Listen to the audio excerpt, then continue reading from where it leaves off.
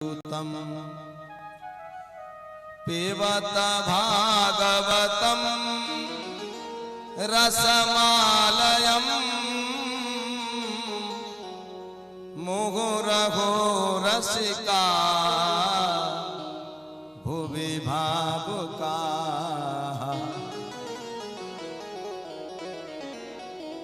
निगम कल्पतरोर गलितम फलम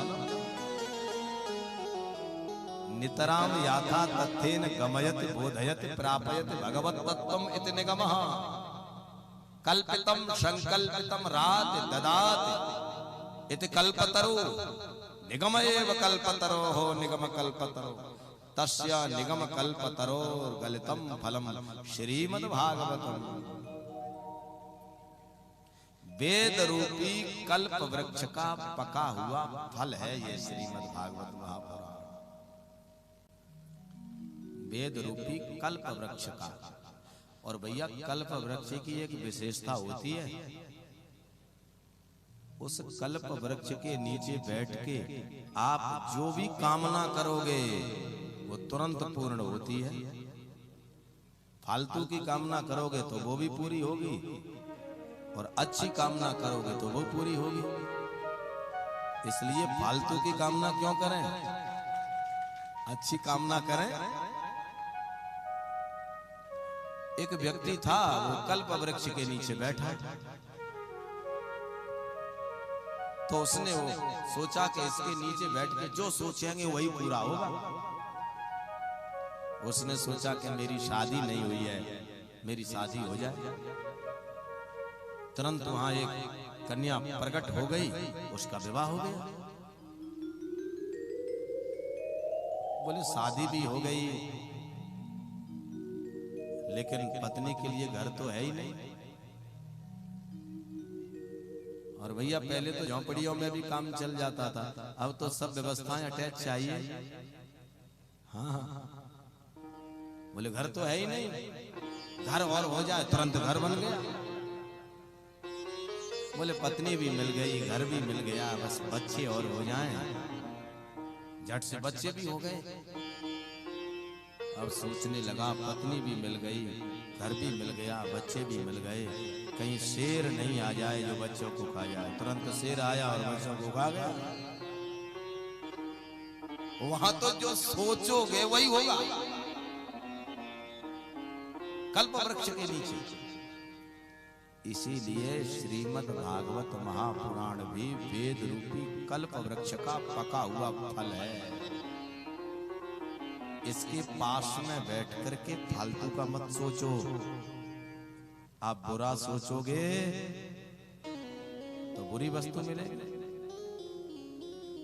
आपके विचार बुरे रहेंगे, आपका मन गंदा रहेगा, और इसके सन्निधि में बैठ के कथा सुनोगे तो लाभ नहीं मिल पाएगा। इसलिए अच्छी कामना करो। और क्या कामना करनी है, बस यही कामना करनी है, हे प्रभु अगर आप कृष्ण के उपासक हैं, आप कृष्ण के भक्त हैं, आपको कृष्णोपासक गुरु से दीक्षा प्राप्त है, तो बस आप अपने मन में भागवत भगवान की सन्निधि में बैठ के केवल इतना कहिए कि हे भागवत प्रभु मेरे श्री कृष्ण के चरणों में मेरा प्रेम हो जाए। ये सोचो।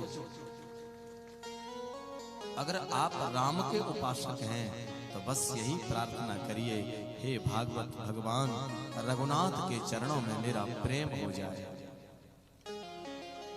आप शिव के उपासक हैं और कथा सुन रहे हैं तो बस यही कहिए, हे प्रभु श्री कृष्ण विश्वनाथ के चरणों में मेरा प्रेम हो जाए।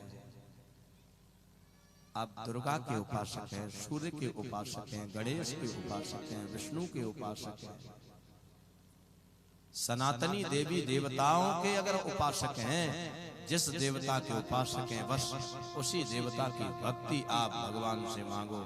और सज्जनों एक बात कह दूं, जिसके अंदर भगवान की भक्ति आ गई ना तो ये कोठी बिल्डिंग गाड़ी घोड़ा तो पीछे पीछे भागेंगे। जिसने कृष्ण को अपना बना लिया, जिसने राम को अपना बना लिया, जिसने शिव को अपना बना लिया, जिसने भगवती को अपना बना लिया, उसके पीछे संसार की व्यवस्थाएं तो दौड़ेंगी। मांगना है तो कृष्ण को मांगो, राम को मांगो, शिव को मांगो, अपने इष्ट को मांगो, सनातनी देवी देवताओं। बात मैं सनातनी देवी देवताओं की कर रहा हूं। आजकल तो महाराज न जाने कितने भगवान हो गए हैं और कितने देवी देवता बन गए हैं। हमारे शास्त्रों ने जिसे भगवान स्वीकार किया है, उसी की उपासना हमें मोक्ष देने वाली हो सकती है। शास्त्रों ने जिसे सनातनी भगवान माना है, बस वही हमारा भगवान है। कोई भगवान का भक्त हो सकता है और हम उसे भगवान माने, ठीक है, भगवान का भक्त है, वो भगवान नहीं है। कभी कभी कुछ ऐसे शब्द हैं जिनको सुनकर के अच्छा नहीं लगता है, लेकिन फिर भी समझो, आप राम की भक्ति करो, आप कृष्ण की भक्ति करो, आप शिव की भक्ति करो, आप दुर्गा की भक्ति करो, आप सूर्य की उपासना करो, आप गणेश की उपासना करो, आप विष्णु की उपासना करो,